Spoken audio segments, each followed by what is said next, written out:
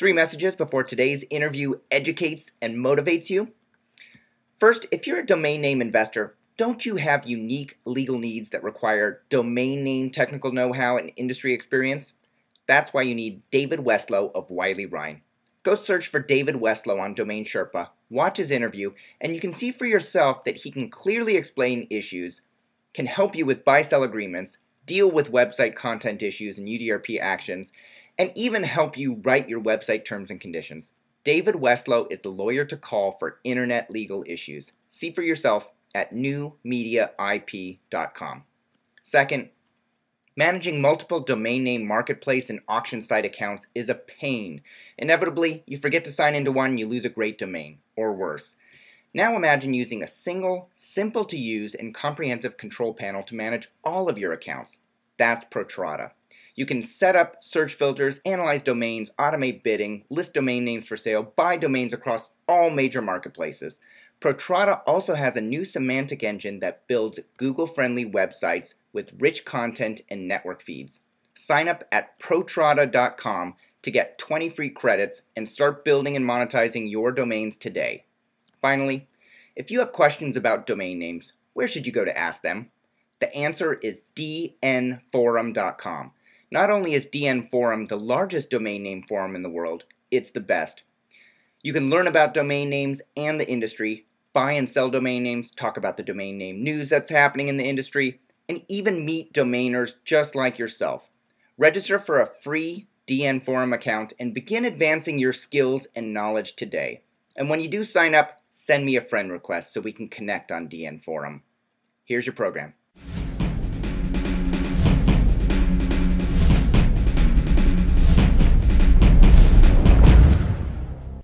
Hey everyone, my name is Michael Seiger and I'm the publisher of DomainSherpa.com, the website where you come to learn how to become a successful domain name entrepreneur directly from the experts. The oldest baby boomers, who are made up of Americans born between 1946 and 1964, are now turning 65. There are 40 million people in the United States that are 65 and older, and this number is going to more than double to 89 million by the year 2050. Here's the question for today's interview. How do you build a successful lead generation business to help the growing and aging population of the United States?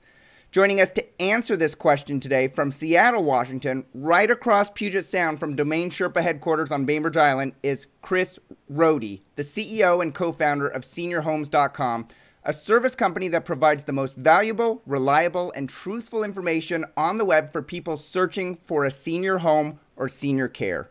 Chris, welcome to the show. Thanks. Hi, everyone. For the part of the audience that hasn't done any research on senior care, senior homes, such as myself, I'm just not in that place yet, or hasn't heard of or visited SeniorHomes.com before, Chris, in a nutshell, what do you say is the main purpose of SeniorHomes.com? So what we do is we help families find senior care and senior housing. And we really do that in two ways. We do that through our website, seniorhomes.com, where people come, they look through the options in their area in looking for assisted living or Alzheimer's care or independent living. They find one or two communities that they're interested in, and they can inquire to those communities through our site. The other way we help them is we have a free care advisor service where they can call in and actually talk to a live person who is an expert in looking for senior care. And our care advisors are very knowledgeable. They know about how to pay, the costs, and all of that, and they help walk people through the process. So on the consumer end, what we're really doing is helping people find assisted living. That's our main purpose. Great. So, if my mother were to need a place for senior care someday, instead of me typing in my city and then senior care and having to go to, say, 20 different websites to try and compare and contrast and figure out what everybody has, I can instead go to your website. You'll tell me all the senior care facilities in the area, and you'll boil it down for me. And if I need to talk to one person who's sort of impartial to all of them, I can call your company up directly. Exactly. That's exactly it. And what we've seen and what's true in this industry is that it's often the adult children of a senior, most often the adult daughter. Most often she's looking for her mother because dads die early. And she is often thrown into this role of caregiver overnight. So she comes home. We see spikes in our business at Thanksgiving, at Christmas, on Mother's Day, on the 4th of July, on Memorial Day. Whenever families get together, that adult child's going home. She's seeing mom and sometimes realizing at that point that mom can't take care of herself anymore. And so instantly she sort of realizes now she is the caregiver for her mother and has a lot of questions to get answered and a lot of big decisions to make for which she's often not prepared. And that's where we step in.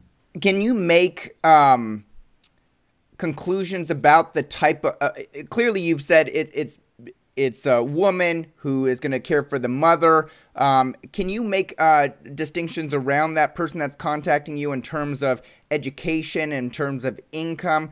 Clearly if it was a low-income family, they may not be able to afford senior care, senior living. So do you typically find that it's higher income families that are contacting you to look for these opportunities?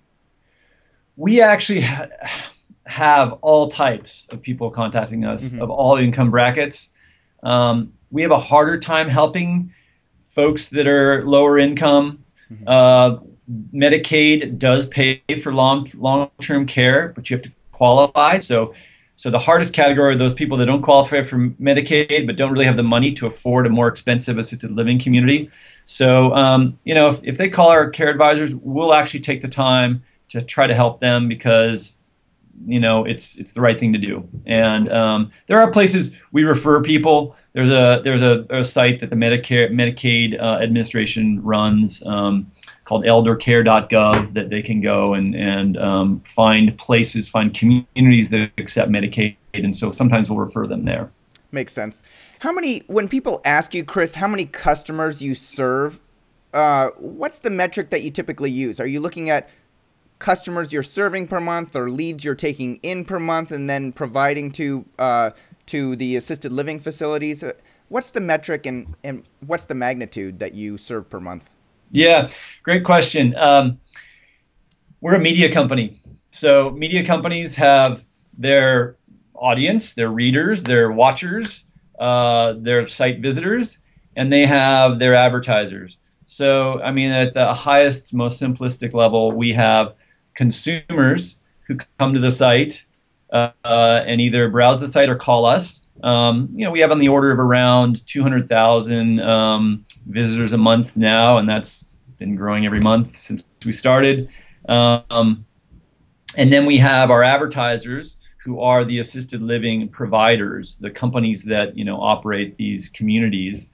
And we have on our site around 2,300, 2,500 different community locations that we serve that contract with us.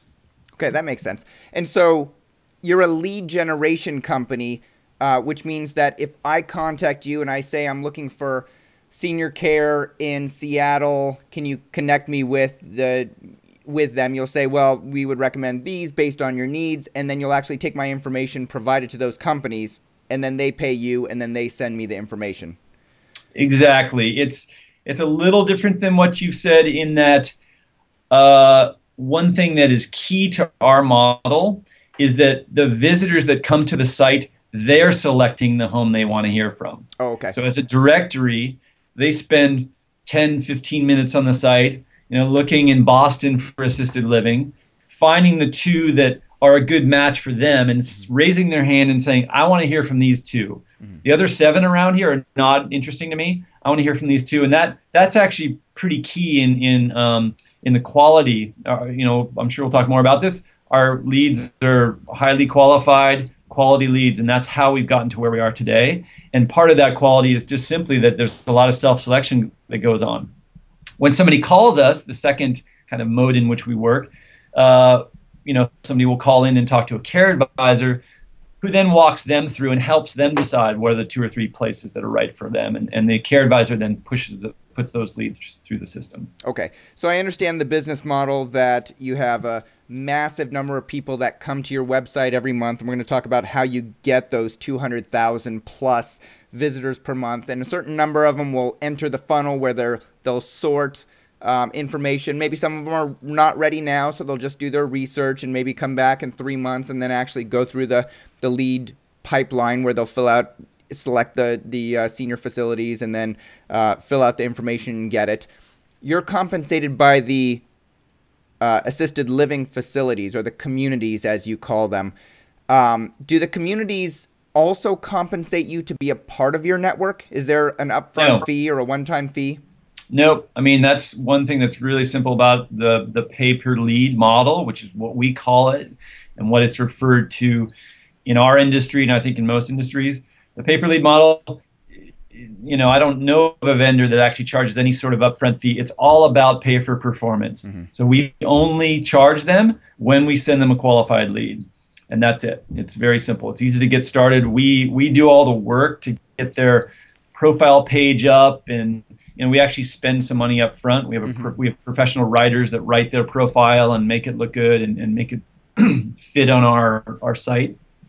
But no upfront fees. Great. I'm going to come back later in the interview and ask you about what makes a qualified lead and how do you affect the quality, and we'll come back to those questions, Chris. But before, I want to understand a little bit better about the company before we dig into the details. So you talked about your 200,000 plus individuals coming to look for information. How many leads do you generate per month on the site, roughly? It's in the thousands range. That's not the number we typically share. We're pretty happy with our conversion rates. It's definitely something we're working on now, but it's in the thousands. Yeah. In terms of number of inquiries we send. Okay. And are you able to talk about how much you're compensated per lead? Yeah, there's kind of an industry standard in terms of pricing. I would say the range is anywhere from $30 to $75 or $100 per lead, and that totally depends on the quality of the lead and the conversion rates of those leads. We are a high quality provider. That's what we've been focusing on from day one, and that's what we've been recognized as in the industry. So our prices are at the higher end of that range, but that's basically the range. Yeah. Okay, that makes sense. So excellent. So people can do their own math on this. We talked in the pre-interview, Chris, and I said, "Are you willing to say what the revenue of the company is?" And you said that wasn't something that you could provide at this time. So I'll acknowledge that right now. But you've given a lot of great information right here, and people can crunch their own numbers and make some estimates of what that is. Is seniorhomes.com a profitable company right now, Chris?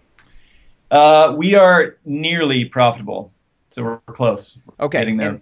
And we'll dig into why you're nearly profitable because you've actually taken some, I think, 2 rounds of funding in the past. Yep. Okay, so I'm going to dig into that.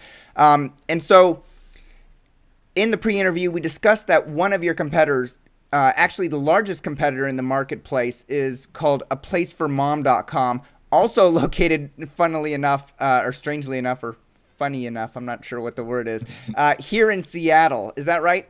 Yep, they're right in Seattle as well. And A Place for Mom was recently acquired by a private equity company? They were acquired in, I think it was basically June of 2010, so almost 2 years ago. The rumored number was around 100 or 110 million.